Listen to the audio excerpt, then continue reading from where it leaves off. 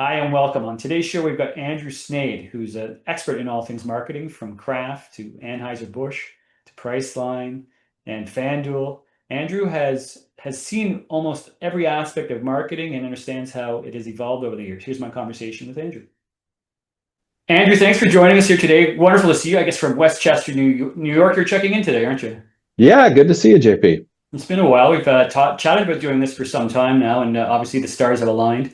Um, there's a lot going on in this world. Very interesting times as you peer in from your corner in New York. Obviously, Canadians are watching with vested interest. All the things going on. I want to steer the conversations toward part of your expertise, one of the things you've honed over the years, and how things continue to evolve with it, specifically marketing and what we're consuming, right, on a regular basis. Take us through, I guess, to the position you're doing now and the way that you're advising people from your marketing vantage point. Yeah, the pace of how things have changed, what a marketer can do, how to use the tools, how to be more efficient, like dramatically different over the past 3 to 5 years. Uh, 2 jobs ago, I was working at Priceline and we started talking about big data and how AI can help. And certainly they've revolutionized the customer service platforms that they use and how they can be more efficient in servicing customers. And then most recently, as the CMO at FanDuel, we saw a dramatic change. Incredible to see all the ways in which the teams could be more efficient. We could understand customers better. We could figure out how to be able to create content at pace way more efficiently. That was probably the most important need at FanDuel, where every day the reason to bet changes. There's new games tonight, new interesting matchups, an internal team of 50 creative people. We're constantly creating what the new content is to be able to put into social media and into emails. It was incredible to see how big data and AI supported those efforts. Yeah, so for the layperson, like what is going on that they may not be aware of? I mean, going back to early days, and we know messaging is so key. So it begins with a message, I'm sure. But then as you say that AI and big data, like what's going on behind the scenes? What are the people that are really focused on this? What are they doing to direct messages to people? Yeah, so the first thing that happens is, the promise of personalization has become quite real. And I'll give you a few examples. We at FanDuel, one of the secret sauce of why we got to leadership was being really precise about which customers got which nudges. We actually sent 1 billion emails in Wow. 2025. And you can imagine that there's now an incredible support structure as to what should land in someone's inbox. That includes, hey, here's the core of what we're sending this targeted group of customers. Let's say there's 1 million emails that are about to go out. It would always be auto sent with up to 8, 10 different headlines that in the first 5 minutes would be sent to, 10,000 at a time groups with, 8 to 10 different headlines. Which ones got opened and clicked the most? Send the rest of them with that batch. And that could just happen at a scale that was impossible for someone to manually do it. So that's one example. Another one was, we operated in a difficult regulatory environment, 25 different state regulations for 25 different states. And I think one of the biggest advantages we had that took a while for some of our competitors to catch on to was we needed to put the right legal mandatory disclaimers in each of our ads. And so digitally, you'd have a very small space for this thing to show up on someone's phone. And you can't really put 25 different state disclaimers in some sort of a banner ad showing up. It's all legal mumbo jumbo that flips and rolls. And so we realized that we could use the same technology that let us know that someone was in a certain state, so they were allowed to bet, to also tell us how we should complete an ad. So we'd send out incomplete ads, and then depending on where they opened it, the right legal disclaimers would populate. So it was just the minimum need, and the rest of the ad could actually be what you were intending to show somebody. And that improved the effectiveness and also made it that we no longer had, oopsie, I sent the Ohio one to the Massachusetts customer, and now I got to go tell the state regulator that we screwed up and sent a bunch of emails that didn't, or ads that didn't conform to the needs of the state. So that was a tremendous advantage. Some of those things, some of the behind the scenes, less sexy things are where some of the biggest impacts were made. And of course, more sexy things like, hey, we're making ads. Famous people are in them. Famous people, whether it's Rob Gronkowski, the Manning brothers, Charles Barkley, they've been in lots of ads before. Let's actually make an ad testing it already with their voices sitting in what we have to do. And so that started as, oh my gosh, this is interesting. We can actually just put Rob Gronkowski's voice into this spot, show it to him, see if he likes it. And then it ultimately turned into, hey, do you want to re-record this? It sounds perfect. You're welcome to. And, busy folks are like, no, I'm good. You can just air it like that. Okay, so that's so interesting, Andrew, as you said it. Yeah, I mean, and spending time thinking and asking people about what we're actually consuming, right? And I mean, you just gave a real life example, right? You hear, I mean, celebrities talking how their likeness is being something that they need to protect. Yeah. It's obviously something they can also leverage, and I think that what you just described is how you're able to actually leverage that. Take us through Yeah. that And process. Like, how did you get, I mean, enough voice to do that? And obviously, if you're able to do it there, that it can really be done at scale, can't it? yeah. So it's basically anyone whose voice has been in public enough, their voice could be levered by many different AI platforms to create content that comes out of their mouth.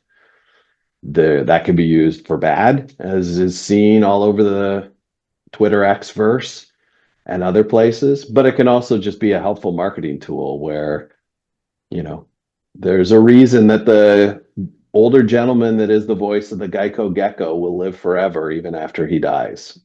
There's been enough of his voice that they'll be able to just make that work forever, and his family will benefit from that even after he passes. And so it's a little bit strange, but definitely very efficient. You no longer have to book the $10,000 editing booth, send someone in to record, pay for someone's time. Hey, wait, you're stepping on, there's just so much efficiency that comes from, the opportunity, especially in a fast-paced world like sports betting, to turn on a dime and put up something interesting out of the voice of incredible athletes. So that's just one example of places where we expected AI to work, and it did. Equally, hey, I'd love to be able to do tonight. It's the Knicks are playing the Dallas Mavericks. Let's throw a cowboy hat on Jalen Brunson and show him going into Texas. That stuff didn't work very well. There's still so much that needs to be improved in figuring out how to get to, even when you have the rights, having the rights to NBA and player equal treatment, and we had an NBA Players Association rights. So we had the ability to do that stuff, but the technology wasn't yet caught up where it was great in delivering images. So there's still a lot of evolution to happen where this will get even more efficient. That's an interesting brings to an interesting point as well. What do things look like in, I'm using 2030. I keep going to 2030 because I just think it's sort of a nexus point. But yeah, and over the next couple of years, how do things continue to, the pace accelerate, the pace and usage of AI, but also what we're going to be consuming? What's that going to look like in a couple of years, in your opinion? I think this first thing has just been eyes wide open curiosity and trying the things that, felt like they would be interesting, customer facing things that could be built. I think marketers are realizing that there's so much more in the efficiency of how to run the shop that is less sexy. The example I shared of, what more can be done for personalization, that doesn't need to stop there. That was still, hey, here's a group of people that currently bet on NFL, and we need to figure out how to move them over to baseball or basketball now that those sports are moving out of season. That doesn't need to be clusters of segments anymore. The system can be so good at figuring out how to be way more personalized for impact. And that personalization used to cost a ton of inefficiency, and now it does not. So hopefully, as consumers, hey, that's cool. That is actually what I'm looking for and fits what I want to do. Ads will become much more relevant, and then, they'll be less intrusive, shouty at us. That hopefully um, will just be way more valuable for what we're looking for. So I think that's on the horizon. And then the other part is just what it can do for enterprise knowledge and insight. Like the back end of, I've seen incredible examples of moving away from traditional focus groups. That world of like 8 people behind the glass, sit there, find some interesting insights. Marketers can now just say, hey, I want the persona of these 8 people to live as an ongoing focus group in my business day. Hey, I just thought of something cool. Hey, what do you guys think of this idea? And it gives really great feedback on, which type of people like it and which ones don't based on the root needs that have been built up and how the personas were created. That part's crazy. The enterprise knowledge of, it used to take a week to be able to amalgamate all the different sources in your company to try to understand and evaluate how a project or program performed. Now you can just ask your enterprise AI version, keeping everything inside the shop, use all our data plus you're seeing in the world and tell me how this program performed. Incredible results that just streamline and let marketers focus on innovation and creativity instead of just project management crap that occupied more than 50% of your time. Yeah, and that's one thing we're seeing across the board. It's not, specific to marketing. All industry is being impacted with that, the extra horsepower that's there to do a lot of the grunt work that was done previously or had to be Yeah. done previously. So we're seeing that certainly occur. In terms of it's interesting you talk about, not quite as shouty. That's an interesting way to think of it. Um, Marketing, I mean, is all about messaging, trying to get, whichever message you wish to promote across. How much are, how much is the consumer influenced by that? Like, how much are we now being influenced by the messages we receive? And does it become a sort of self-fulfilling thing, right? The way of society, the way we're going in society, impart a function of the messaging that we're receiving on a regular basis. Well, a marketer would want to say almost completely, this is the function of what we do, starting from just like awareness that something exists to, hey, why might this fit better in your life? For relevance, this is unlike other things that maybe you're using that are imperfect for differentiation, and then feeling closer to the brand. So, that taking people through that adoption of job one is cutting through the clutter. So we actually had a formula that we built at Anheuser-Busch when I was running the Budweiser brand globally that was helpful to be able to understand and keep ourselves grounded on what actually matters. Because the formula was half of the job was just cutting through the clutter at being remembered and correctly remembered as the right brand. Then there was the job of, is this a compelling message that brings you closer to the brand, and whatever metric was important based on how far advanced the brand was. And the final one was, is this persuasive? Is it actually going to sell anything? But you got to get through that first gate first. And, being branded breakthrough, the ability for you to actually have a message that cuts through the clutter of everyone's busy, distracted days where they're inundated with messages and correctly be connected with this category and this brand. People often want to jump to, let's just shout this message at someone and tell them they need to buy this one more time or whatever the thing might be. Great marketing knows that you got to solve that busy, distracted customer first. Yeah, so interesting because you say that and you think of, ads that you're hearing where they just almost seem to turn up the music. I know they're not doing that, but that's what it is. Like it's just some, Yeah, no. and it's just that How annoyance come the factor, right? commercials got louder? Yeah, Yeah. yeah, and that's not actually occurring. I mean, as a lawyer, I know that that's actually not the case, but it sure comes across that way. So yeah, it's getting that messaging right from the beginning. When you say that first gate, what are the things that people identify with most? What are you trying to attach to? To be able to get, well, usually there's something within the brand that is like a device that helps. So Budweiser's the perfect That's the example. If perfect we example. would put, That's the one they teach in marketing school, right? Because yeah, it's been perfected, and maybe in no small part to your efforts as well. well, no, there's a legacy that I was able to carry forward one more step for 100 years before I got there. But the ability for brands to have color cues, sound cues, visual mnemonic cues, characters. Hey, you put a Clydesdale in a spot, boom, this is a Budweiser ad immediately. So branded breakthrough done. What can we do? Now we've got lots of time to get you warm and fuzzy about a puppy and a Clydesdale having this strange friend relationship, and here's why it's the beer you should drink for Super Bowl Sunday. The fact that you could get to branded breakthrough quickly allowed for better storytelling to happen for the rest of the 28 seconds of the spot.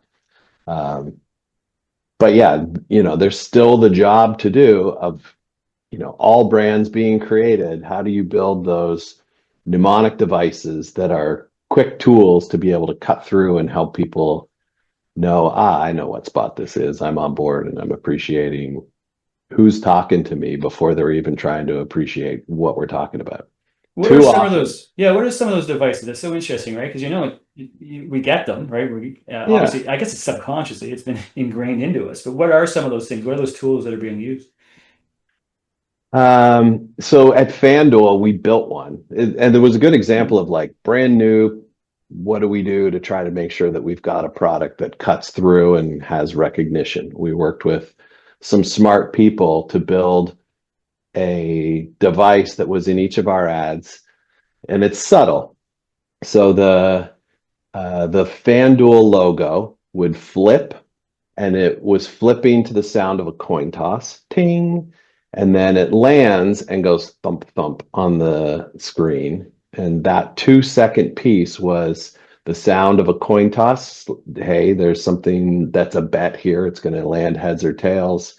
And then the thump thump was the heart, the excitement of the anticipation of whether or not this bet will deliver. And so that mnemonic device helped us to be able to have a presence that when people heard it, we invested in it to be able to then use that as something that would help us have better branded breakthrough. So it usually is little sound devices, certainly colors, visual shapes.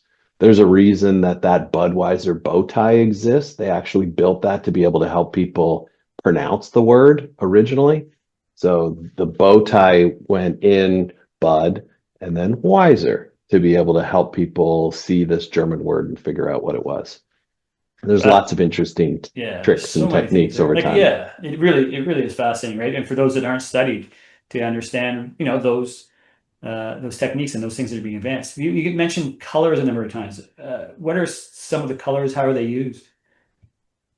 Yeah, almost all brands have like a color palette to try to separate themselves and just have great, quick visual recognition for separating brands. Sometimes it's like a proper branded. It's so funny now that I've had many different brands over time. I know Jello 199 red is the Pantone color that goes with Jello. There was a different red that we used for Budweiser, and you had to have a slightly different one on the that we used on the packaging to make sure that it matched the color that needed to show up on television on the outdoor billboards at a baseball game. Um, there's and you've got brands that have like very distinctive colors in fashion and jewelry and other places where sometimes it's an owned color that they create so nobody else can use it. Um, but in general, that's a good shortcut so people can understand. Here's the category. Oh, I know that brand with this color. And are there certain colors, like we mentioned the use of reds? Like, do people, clearly they do. How do people identify differently to different colors, and why would somebody choose a certain color palette?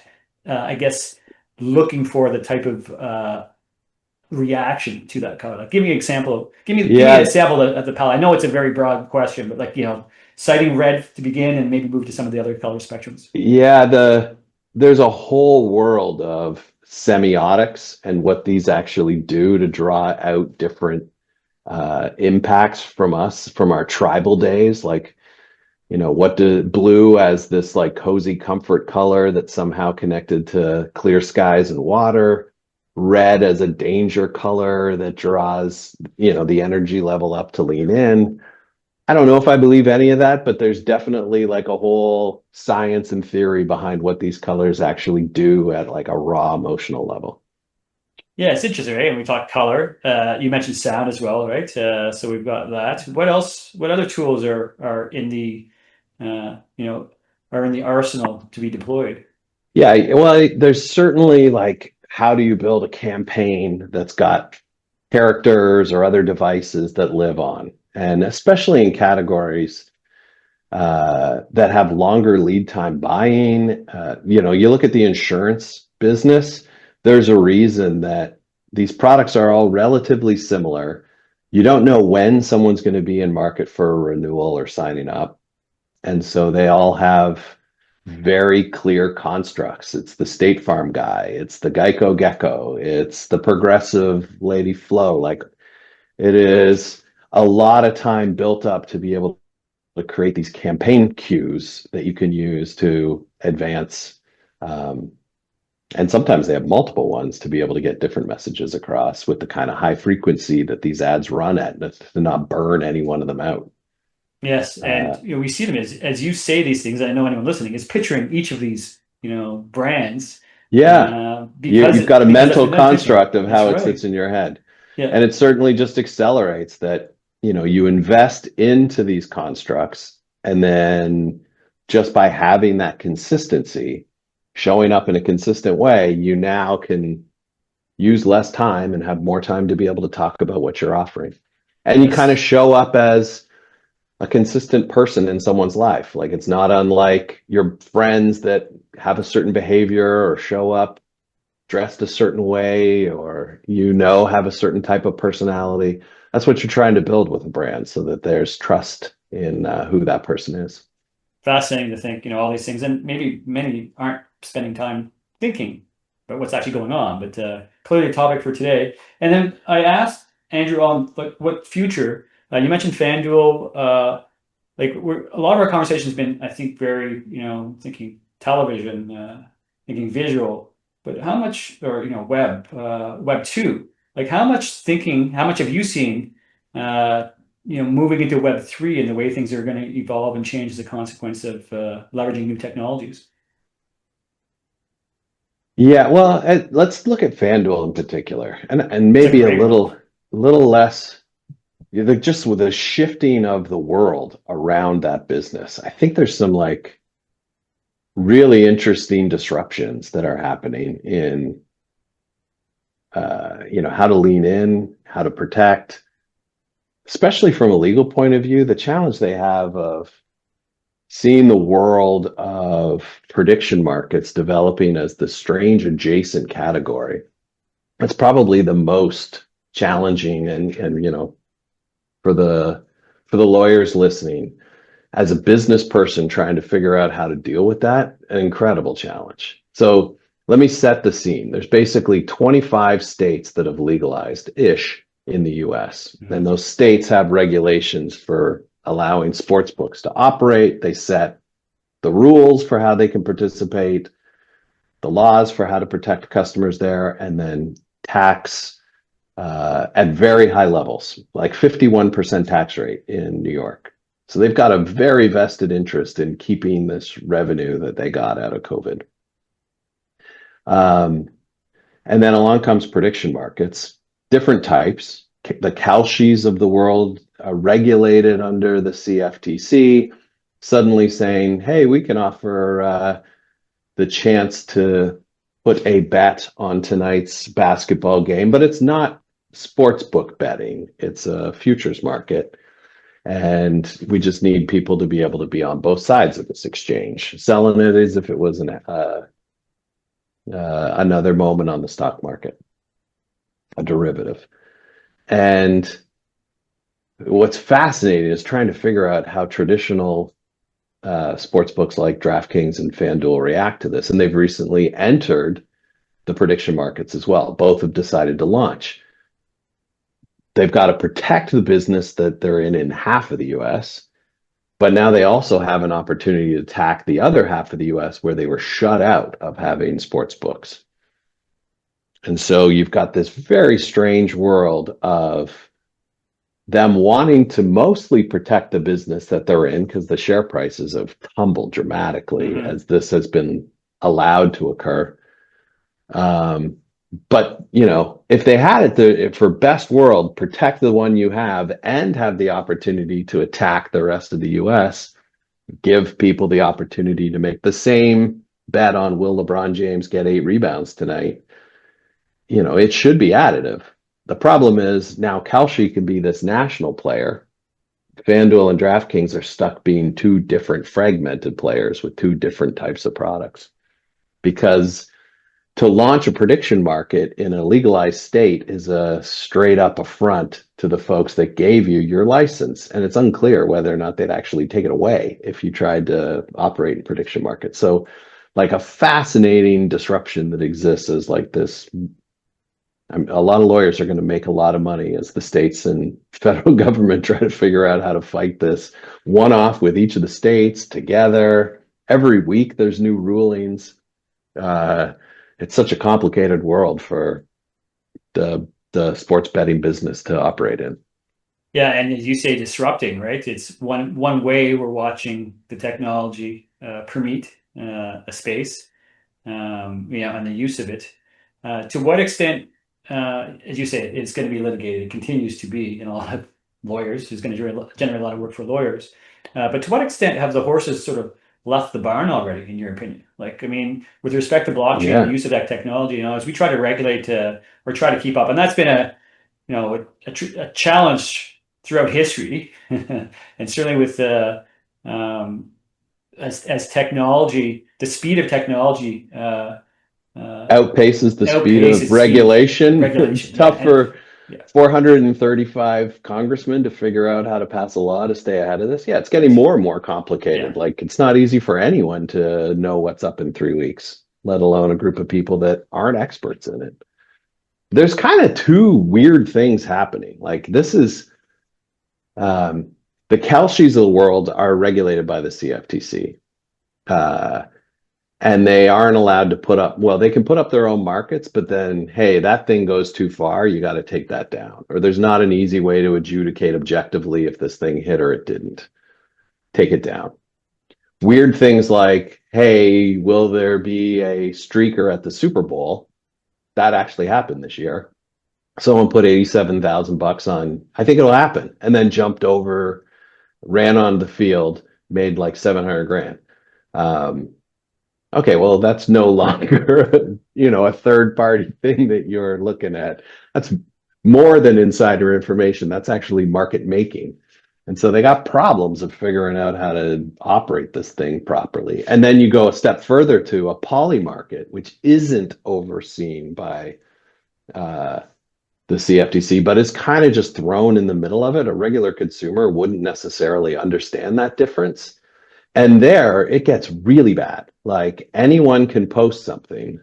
Someone last week posted, hey, how long is it going to take for them to capture the soldier that's down behind enemy lines in a round? That's right. It's like, what? You can't do that. Like, now there's a market on will someone die or when they will, like, people could technically put up, will there be a bomb on a New York subway this year? Will the world end by nuclear war? Like, it gets they have those bonkers. I mean, I think there's a prediction on when Jesus will appear, right? I mean, these are occurring. Going back, we talked about the speed of regulation. You can't keep up with the technology, and as the technology is transplanted or offshored as well. So as you say, we're into very interesting times. And I do think there could be, like, all of this ends up being, what are the voters up for? Like, that's ultimately, where is this thing going to net out? I think there's a reasonable chance that something very bad happens. And then there's a backlash that swings from the regular voter saying, hey, you got to stop this stuff. There's one thing to have sports betting, and some of the problems that come with, are you trying to boo a guy to make him miss a putt? Those are real problems. They existed before this was legalized and were hidden in the back alleys and the back of bars where someone's getting their kneecap hit by a hammer. Now you can see all that stuff, and FanDuel and DraftKings are reporting any oddities that exist back to the leagues. So it's actually able to be managed with more integrity now, ironically.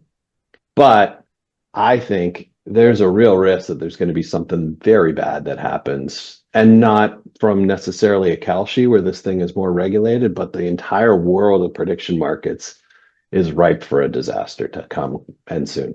I agree, and it's always that pendulum, right? It just swings one way, or perhaps too much leniency, and then it'll go go too far the other way, right? Where to the Yeah. point where it tries to restrict everything, and that's, I guess, the constant tension of modern existence. Yeah. I With will that thought, say, yeah. I asked ChatGPT where should we set the market for, will the federal authorities win or will the states win? And they got this thing prediction market at 60-40 for the feds. So I found that amusing. It's interesting, and it's interesting to test from the different ones as well. So, I mean, that's where we are, and it's interesting to hear some of the techniques and some of the things that people are doing this very thoughtfully. The way it's been done traditionally, how it continues to evolve, certainly. And you mentioned, it'll come down to voters. I think the first step is the awareness, and we brought some of that awareness here today, Andrew. Appreciate the thinking on it. As we sort of wind down here. What would be things that you would suggest those that maybe aren't as well versed in what's going on in marketing campaigns, that people be aware of, that people understand that it's actually happening, for better or for worse, right? But understanding sort of the craft, if you will, as we consume, wherever, if we're consuming traditional media or those that maybe have not yet even been invented. Yeah, I think there's definitely this polarization happening that there's still incredible value to mass reach communication. So the death of television or it's not going to happen anytime soon. There's tremendous value for things like Super Bowl advertising, where 120 million people all at once see a message and they're engaged and shushing each other to listen to it. That will continue to exist and be very valuable. Any of these big moments of shared community viewership, when everything is so fragmented, become even more powerful. Mm. But after that, like, hey, wait a minute, do you want to buy a cable random TV show on a 10 o'clock Tuesday night? Not really. There's way more opportunity to be very direct. And there's some really cool things that connected TV now allows. So as you're watching, let's say Amazon,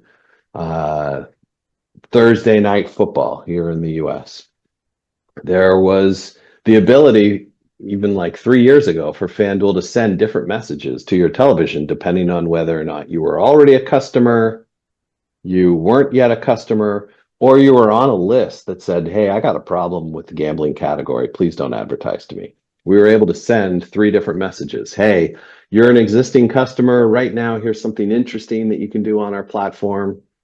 You're not yet a customer. Hey, sign up today, and here's what you could do. A different ad would show up in your home. Or, hey, I got a problem with this category. We don't want to send them an ad. Serve them up something else that is just helpful in the world, some sort of charity spot that they have ready to roll in those situations.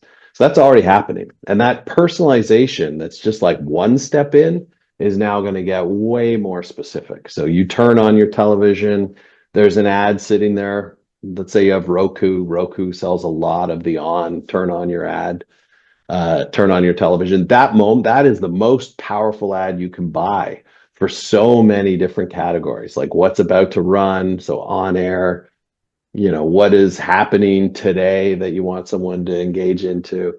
Like the world of media and how you can have scaled personalization is changing so quickly that people don't even realize that's happening in their home. Like as you're watching YouTube TV as your way of watching television, some of the ads are national and everyone gets, but most of them, and you'll see the little eye up in the corner, those are all personalized to what you're emailing, to what you're searching for on Google. It's both, hey, wait a minute, this is a little big brother, but also Oh yeah, I am actually interested in those shoes. That's why I'm searching for those. So it's kind of interesting as we will need to get used to it feeling a little bit odd that things are way more relevant that's coming in our way.